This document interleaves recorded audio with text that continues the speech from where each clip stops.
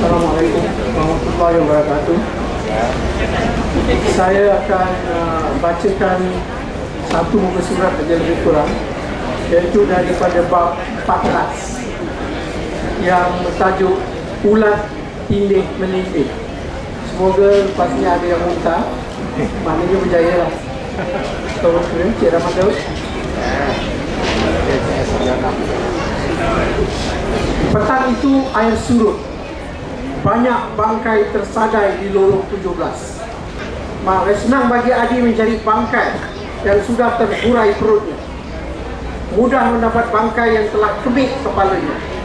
Tak susah untuk Adi mencari 3 atau 4 ekor ulat bangkai untuk Abang Dola. Dengan sebatang kayu panjang, Adi menguis-nguis bangkai yang dijumpainya. Adi menutup mulut dan hidungnya dengan sapu tangan. Abang Dola berjanji akan memberinya 50 sen hari ini. Adi menguis-nguis bangkai seekor tikus mondok. Bulu mondok itu sudah gugur. Yang tinggal hanya sedikit sahaja lagi, bertumpuk-tumpuk di sana sini. Perut bangkai tikus mondok itu sudah menggelembung.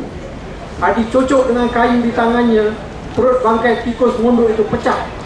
Pluk berbunyi. Melenting beberapa ekor ulat putih, tindih menindih di antara satu sama lain. Pijak memijak sesamanya. Adi kuis beberapa ekor ke tepi.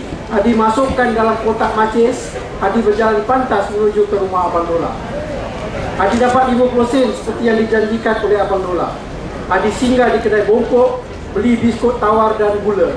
Semenjak kematian bapaknya, Adi merasa kesunyian. Tidak terdengar lagi batuk bapaknya. Tidak kedengaran lagi bapaknya bertengkar dengan emaknya. Dia tidak nampak lagi bapaknya. Dia tidak nampak lagi bapaknya sembahyang. Mak Timah ambil upah, basuh kain orang. Apabila duit sedekah yang diberi berjumlah RM120 habis, Mak Timah keputusan duit belanja.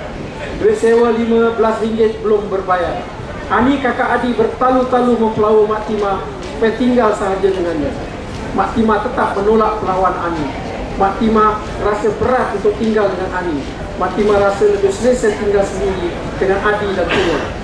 Mak Timah rasa macam canggung untuk tinggal dengan Ani. Bilik sewa Ani bukan besar sangat. Umur selalu buat foto, berak sana, berak sini. Lagipun laki si Ani bukan mesra sangat dengan Mak Timah. Memikirkan semua masalah ini, Mak Timah keberatan untuk tinggal bersama Ani. Sekian.